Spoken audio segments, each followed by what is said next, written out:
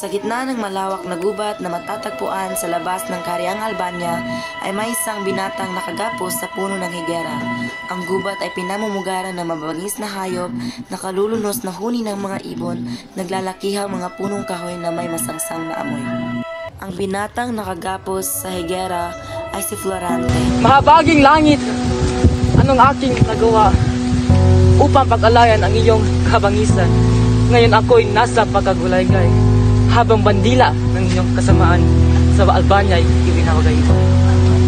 O Laurang mahal ko'y, bakit isinuko sa ibang sintang sa akin pinangako? Asakit naman ng iyong natagsilan, bakit ako'y iyong nahihirapan? Biglang nanumbalik sa gunita ng binata ang ilang bahagi ng lumipas. Sa bawat sandali, matubas na marami lang sa akin. Huwag ka mag-alala, gilid mo ang pag-ibig ng maliw. Itong ispan, itago mo yan para sa lugar. Huwag ka mag-alala, mahal. Hindi ako mapapahamak sa mga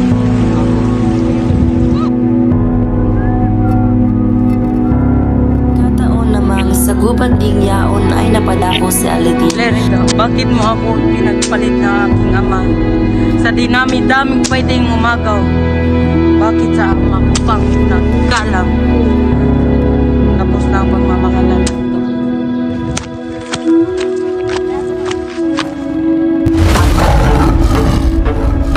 Isang boses kaya yun.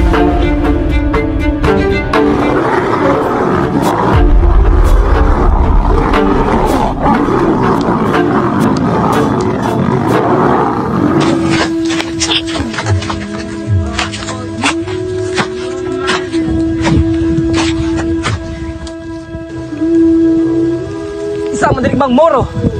Oo, ako ay isang Moro. Pero huwag kang mag-alala, ika'y ligtasan. Halika rito, umupo ka.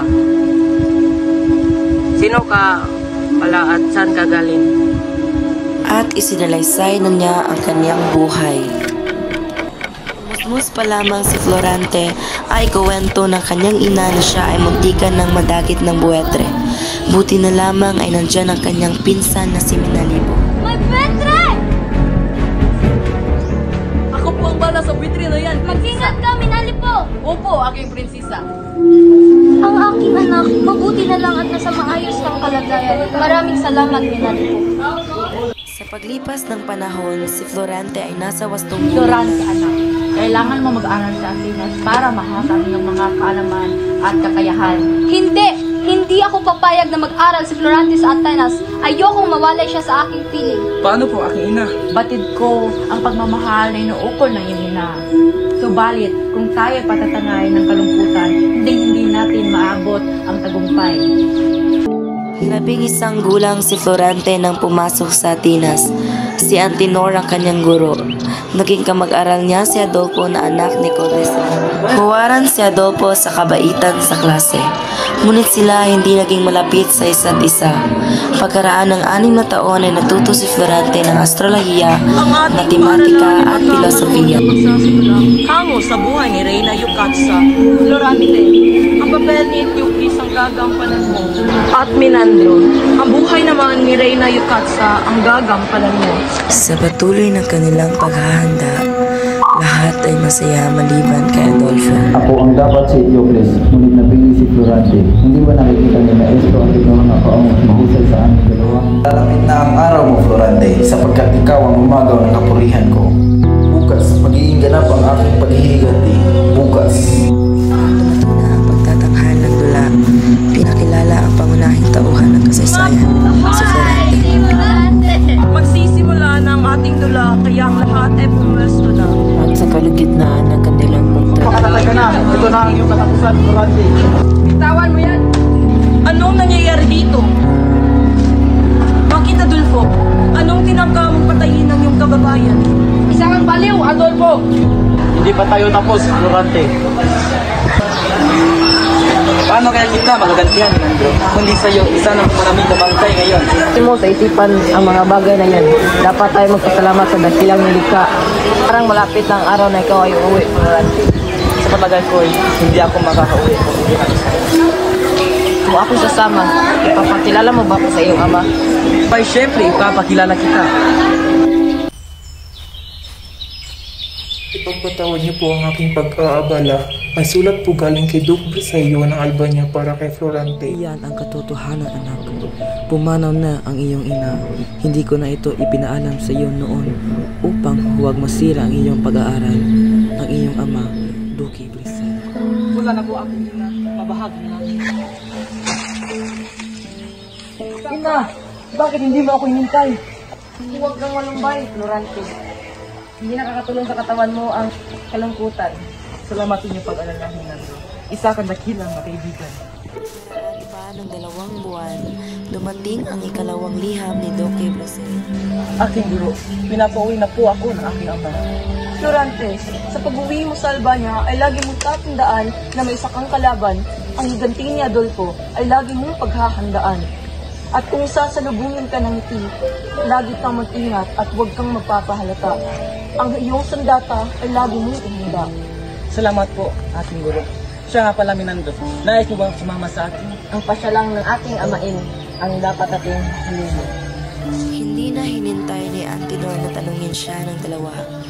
Noon din ay pumayag na sumama si Menandro kay Florante ilang saglit pa sa daunan.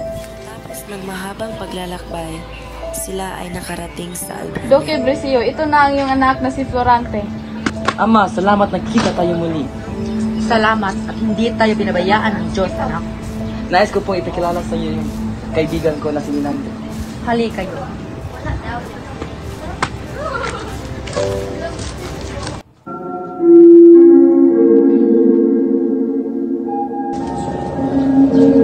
Mabuti at nagsadya agad kayo sa akin. Ang Crotona ay kailangan na ng ating tulong. Duque Briseyo, sino ang iyong kasama? Sa kagustuhan na rin ng hari, ang magandang si Laura ay nakaumpok nila sa pag-uusap na iyon kakaibang damdamin ang nadama ni Florante.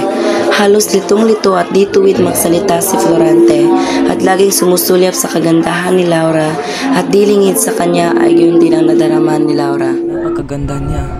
Ano kaya itong nararamdaman ko? Pag-ibig na ba ito? Isip na binata. Sino kaya siya? Nang matapos ang kanilang pulong, umuwi na sila Florante. Hindi mapawi ang kanyang kalungkutan dahil malapit na ang digmaan at hindi pa rin siya nakapagtapat ng kanyang pag-ibig sa kanyang minamahal na si Laura. Nang minsay hindi pinasadyang makita ang dalawang nag-iibigan ay Hindi ako makapaniwala na ako sa mga sundalitin. Nalalaman ko ang sarili niyo. Pinag-uusap mo ang pagpano ng iyo. Hindi iyan ang dahilan. Ang kalungkutan na darama ko simlang ikaw ay nakita. Kung kayo ay ipinalungkot ko ang una natin pagkikita. Hindi mo ako naunawaan na ikamamatay ko hindi maibatid ang aking pag-ibig sa iyo. Sapagkat ako'y nililisan. Hindi ko ninanais na lumisan ka malupat mo. Lumakat ka na at umasak ka pa at lunubayin ka ng aking mga dalangin.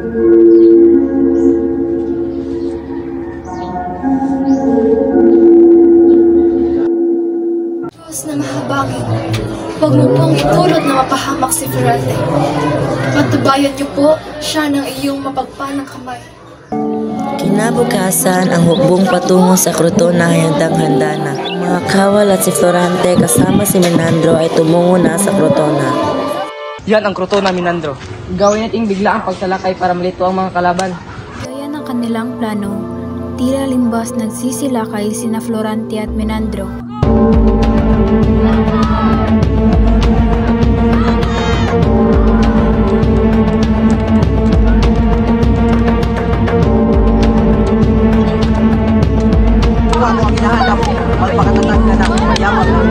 Ikaw ko lang sinasabi.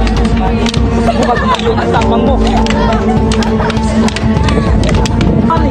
Na! Awakan mo! Inisip ni Florante ang kanyang minamahal na si Laura. Bumalik sila agad sa palasyo ngunit mayroong napansin si Florante. Hindi ba tawa-tawa ng moro yan? Naku, kailang habang tayo nasa mundo na. Hindi naman ba sila kasama ni Ray? Si Laura. Siya nga! Si Laura nga, Florante! Babayaran niyo, ginawa niyo kay Laura.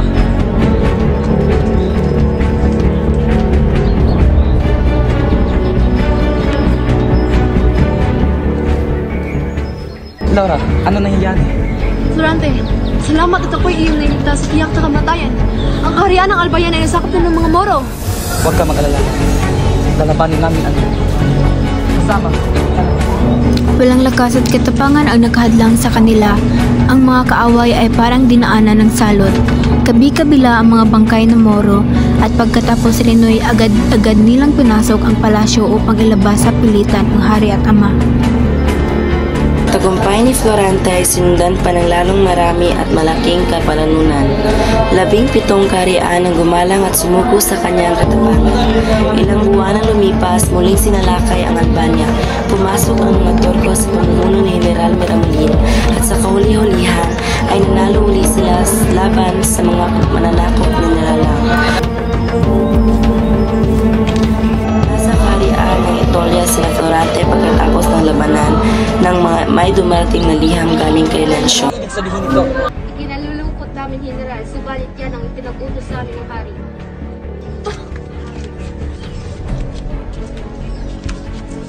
Magandang gabi, inutil na General.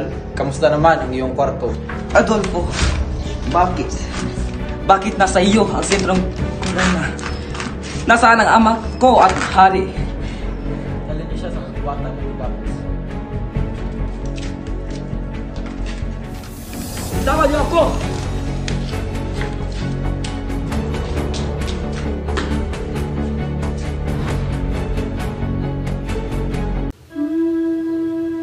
Sa madaling Moro! Pagkatapos magsalaysay ni Florante sa kanyang buhay, ay agad na isinalisay din ni Aladin ang ilang bahagi ng kanyang kahapon kay Florante. Papakasalan niya dapat ang kanyang erog, si Flerida.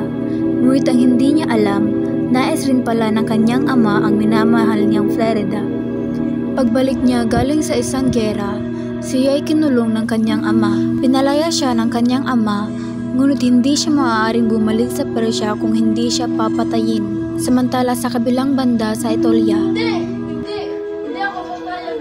Buto ng ulo at sisinta ko si Aladin. Oo, papayag niya ako magpakasal sa iyo. Aladin, pasensya na. Kailangan ko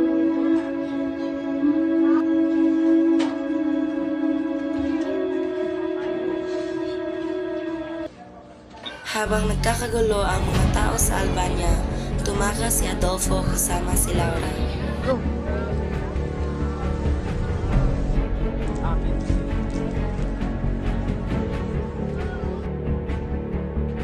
iniligtas ni Flerida si Laura at nagpalagay ang loob ang dalawang dalaga at sanhi na rin ang pangyayari. Isinalaysay nilang pareho ang kani-kanilang karanasan bago ang pagkakataong iyon. Sa gitna ng pananabik sa muli nilang pagkikita, ikinuwento ni Laura ang mga nangyari sa Albania habang siya ay nakikipagdigma sa Etolia. Florante, mabuti naman na ikay nasa mabuting kalagayan. At nilisan nila ang madawag na kagubatang iyon upang magbalik sa Albania. Gayon na lamang ang kanilang kagalakan na matanaw na nila ang Albania. Sa pagpasok nila, ang lungsod ay sinalubong sila ng di magkamayaw ng mga mamamayan. At di naglipat araw, ang dalawang puso ay pinagtali, sina Florante at Laura, Aladin at Flerida.